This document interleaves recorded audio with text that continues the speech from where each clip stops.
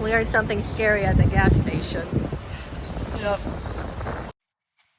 Our dog has been to more countries than many people I know, and traveling with her has taught us a lot. Traveling with a dog can be super rewarding, but it can also completely change the way you see the world. You suddenly have another little family member to think about. But if you do it right, it can make trips so much more fun. We travel with our dog whenever we can. She's been to France, obviously, Spain, Switzerland, the Netherlands, Belgium, Germany. She's basically collecting passport stamps at this point. Sometimes it's incredible. You discover things you never would have done otherwise and get to experience places together. Other times, you're paying a premium in your search for pet friendly accommodations or realizing your dream itinerary suddenly isn't possible because it's simply not feasible with a four legged friend. So, we're going to be sharing the pros and cons of traveling with a dog based on our experience road tripping around France, Europe, and most of the US. Our dog Kimmy has been to nearly 50 US states too. Let's start with a good one. Kimmy, you're at a castle. Kimmy brings us joy. She's just such a love, so silly. I say this to Brian all the time. I have never known a dog like this because she truly has some hilarious quirks. She will throw sticks to herself, do sassy little dances to get her needs met, talk back in her chompy way. She's also super affectionate, the biggest mushball I've ever known.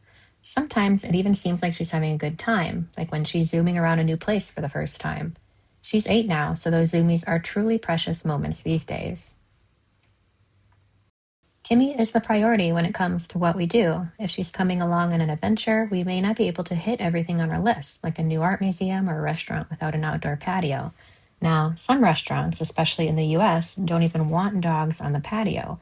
We're lucky enough to live in dog friendly France, where if you have a dog, it's almost assumed they'll come with you for a drink or meal al fresco. Whether she can handle it is another story. Kimmy, are you alright? She No, was fine Tails, like 10 Tails seconds between the ago. legs. She was fine 10 Oh, seconds ago. Tails. Oh, untuck it. Tails not gonna tuck. Should we see what's going on? Pretty much empty street, so. Anyway, our trips definitely look different with Kimmy. We spend more time researching ahead of time. We have to think about where she can go and where she can't, if a day feels too long, or if a place is going to be crowded or stressful. And sometimes we skip things, but we don't cry about it because we need to do what works for our whole family, because that's what our pets are, right? When they're here with you, they're family. When we don't need to get a dog sitter, that is financially a cool thing that happens. We actually have some lovely dog sitters in our French town that Kimmy absolutely adores. Honestly, sometimes we question her loyalty because of how excited she gets to see them. She has one favorite where she literally throws her entire body against the gate when we walk up, like, excuse me, I thought we were your family. But bringing her along does save us quite a bit of money, money that we can use to spoil her or ourselves.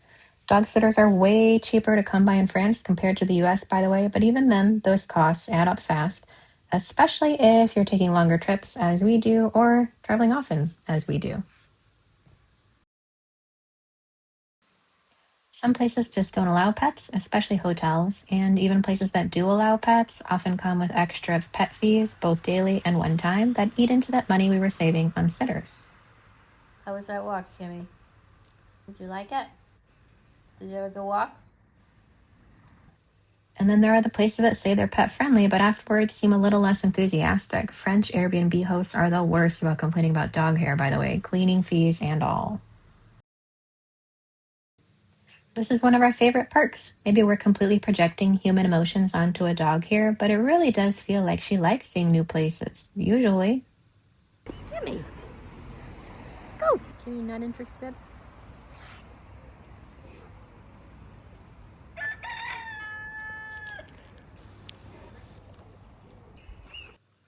And dogs experience the world differently. We're looking at the scenery, and Kimmy's over there investigating every bush, often missing the forest or the trees or the sheep in front of her face sometimes.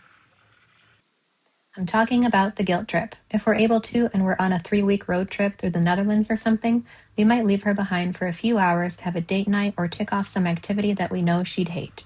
She doesn't know she'd hate it though, and the second Kimmy realizes we're leaving without her, the performance begins. She takes that personally.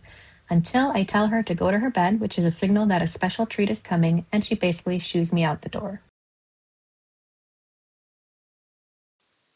Traveling with a dog forces us to get creative with outdoor activities. Sometimes that means discovering a really great dog park like Dog Mountain in Vermont, or finding a hiking trail we wouldn't have planned for otherwise. Kimmy loves hiking trails.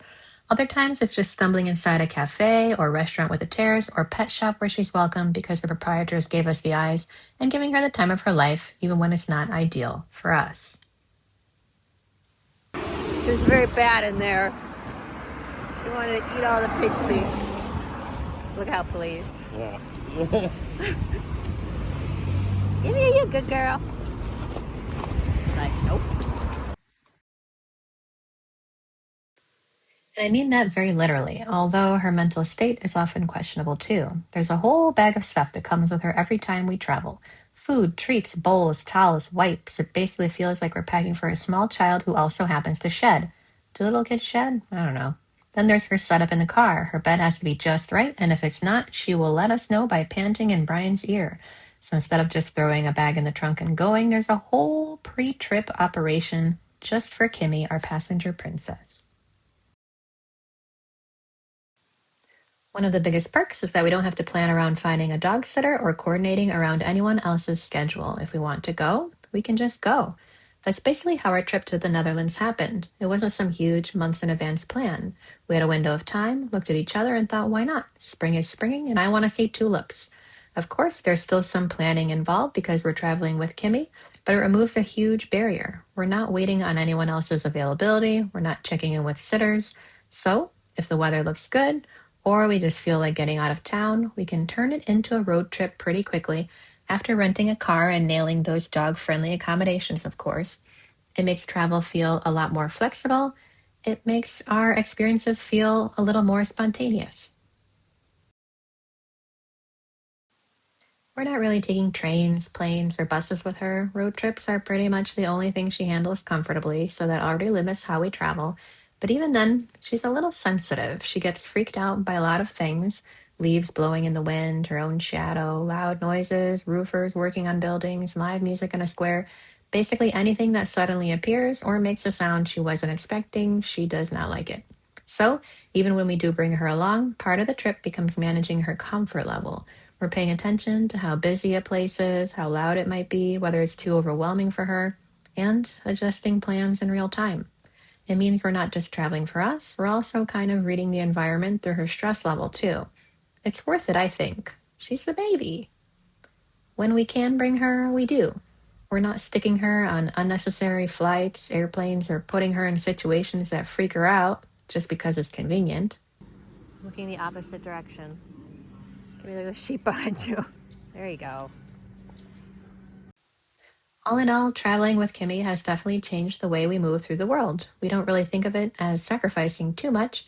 It's more like we're just doing it differently now with her as part of the equation because she's Kimmy and she's the best. If you want to see more of her, more of our adventures, like and subscribe.